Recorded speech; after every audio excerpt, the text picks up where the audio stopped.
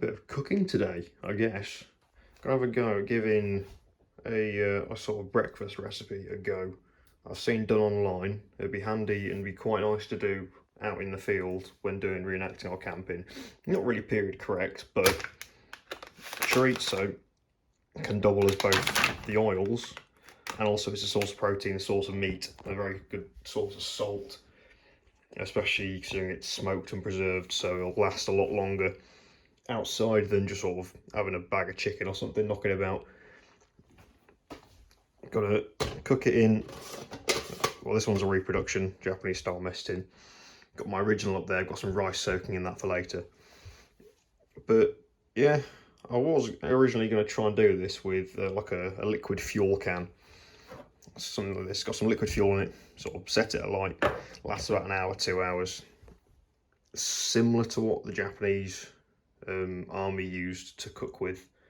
Not exactly the same. It's modern, it's about as good as we can get in the UK that I've seen.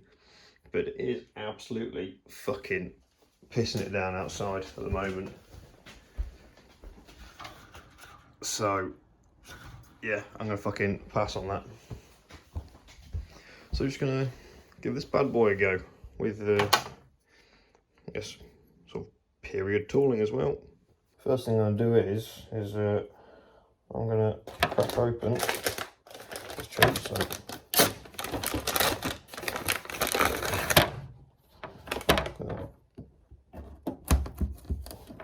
Put it there. I think that'll be enough. Now, let's just do that and try and peel that skin off.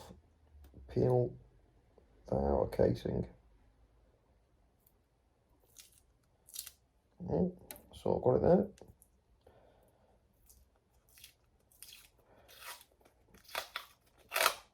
Doing so will sort of help a lot of the oils get out a bit easier.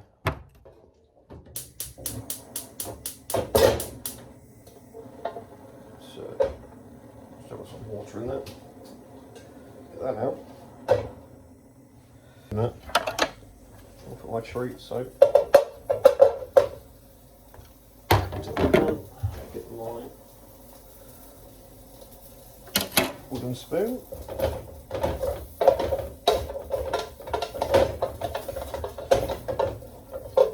Turn that down a little bit. Don't want to burn it, I just want to get it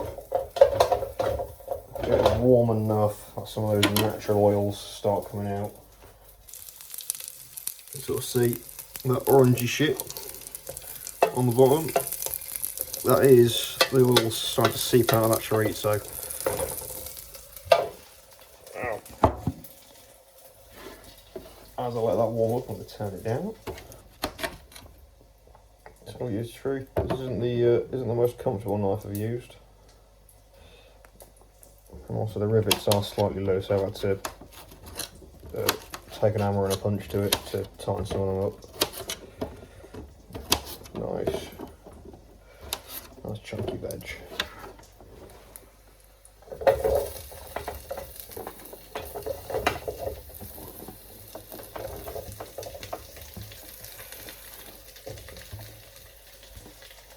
All that oil oozing out. This is why I'm looking at using chorizo for camp, well, more now for camping and reenacting, rather than just constantly relying on pre-prep meals like boiling a bag or sort of dehydrated.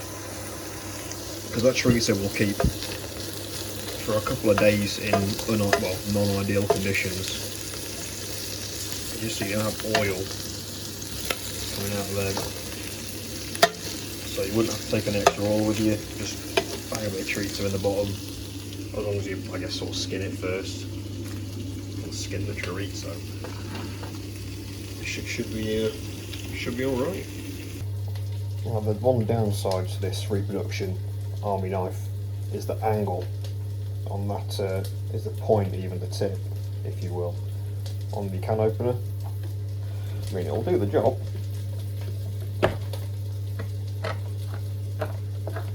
But it's not great. Ooh, it's not the most comfortable caliber to use either. I mean, a P38 is probably what it's most comparable to, but the handle on this one is actually a decent bit bigger.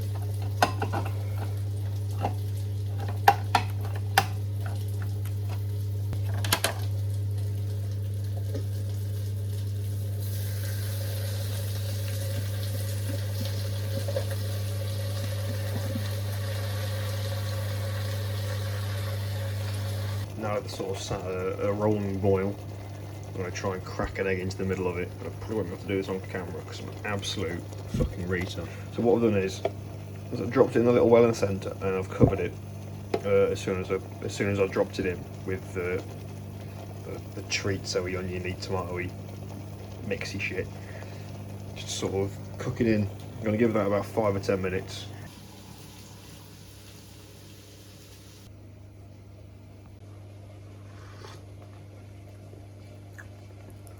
It's a cheap little mug, similar to ones used by the Japanese army. I think I've seen some stamped up by Japanese army markings.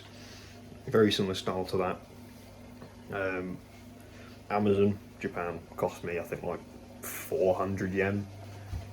Then again, the replica, Meston's the Hangor, that only cost me I think, I don't know, 1400 yen. It's quite cheap. Quite cheap. And I'm probably going to pick myself up another one just so I can do batch cooking out in the field, or I mean I use them almost daily for rice. Like I said, I've got some rice soaking in my original.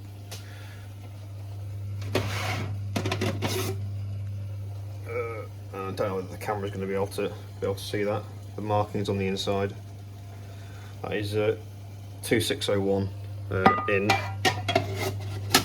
Anglo terms, which works out to about 90. I think it's 1941. I could be mistaken. It's early 1940s production. So yeah.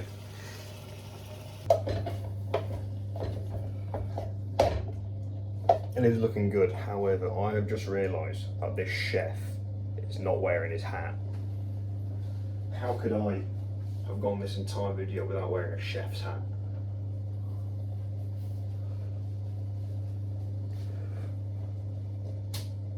It'll do me.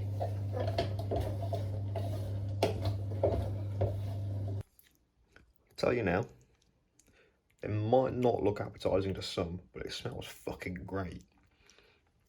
It's got some onions, some chorizo, some bits of scrambled egg up in there, tomato goodness. Only thing really left to do now is to try some. Let's get a bit of everything. A big chunk of egg there.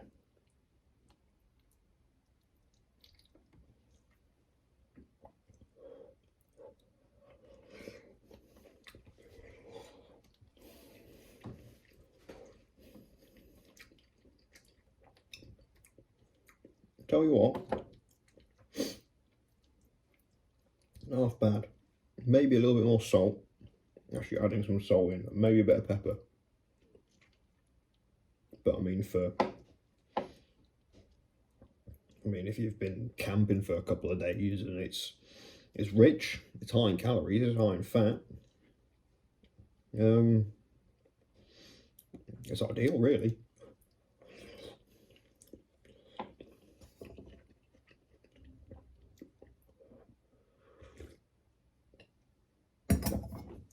But yeah, like I said, I've made bread and Meston before, but I sort of ate all that last week.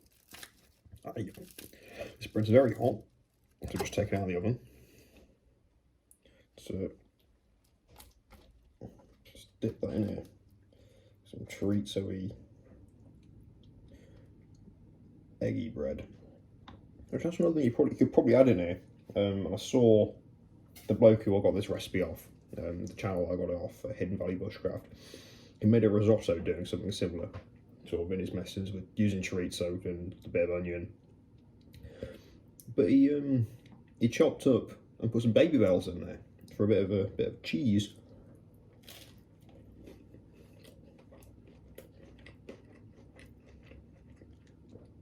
It's good shit. I'm gonna eat that. give it a bit of a clean in there. Oh yeah. Short video, just to sort of see whether it works and document cooking inside one of these bloody things. So yeah, until next time.